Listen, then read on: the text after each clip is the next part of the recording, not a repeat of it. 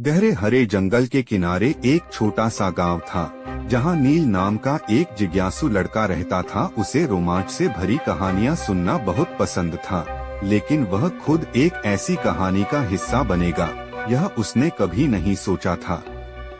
एक दिन गांव में अजीब सी हलचल मची। हर रात एक एक करके घरों की रोशनी गायब हो रही थी। गांव वाले डरे हुए थे कि कोई जादुई शक्ति उनकी रोशनी चुरा रही है। नील को रहस्य सुलझाने का बहुत शौक था, इसलिए उसने तय किया कि वह इस गुत्थी को सुलझाएगा। नील ने अपने पालतू उल्लू टिम्मी के साथ जंगल में जाने की ठानी। जैसे ही वह घने पेड़ों के बीच पहुंचा, हवा में एक अजीब सा कंपन हुआ। अचानक एक पुराना टूटा हुआ पुल उसके सामने प्रकट हुआ, जिस पर लिखा था, जो सच्चाई की खोज करेगा वही इस पुल को पार कर सकेगा।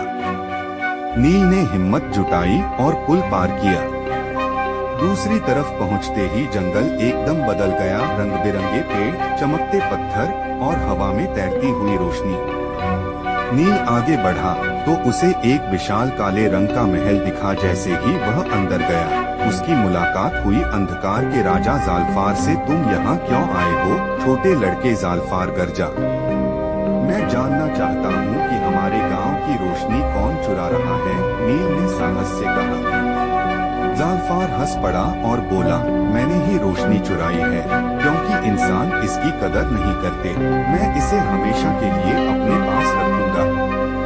नील समझ गया कि ज़ालफ़ार से सीधे लड़ना संभव नहीं था। उसने चालाकी से कहा, अगर तुम इतने शक्तिशाली हो तो क्या तुम मुझे हरा सकते हो? ज़ालफ़ार ने घमंड में कहा, बिल्कुल, मैं तुम्हारी सबसे कठिन पहेली हल करके दिखा सकता हूँ। नील मुस्कुराया और बोला, तो बताओ, अगर अंधेरा सब कुछ छिपा सकता है तो वह खुद को क्यों नहीं छिपा सकता? ज़ालफ़ार चौंक गया। उसने कभी इस बारे में नहीं सोचा था। उसका दिमाग उलझ गया और वह धीरे धीरे कमजोर होने लगा।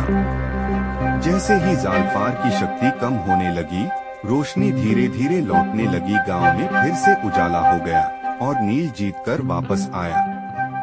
गांव वालों ने उसे हीरो की तरह सम्मान दिया, लेकिन नील जानता था कि असली ताकत तलवार या जादू में नहीं, बल्कि बुद्धि और साहस में होती है। और तब से जब भी गांव में कोई मुश्किल आती, लोग कहते, नील की तरह सोचो, अंधकार कभी जीत नहीं सकता।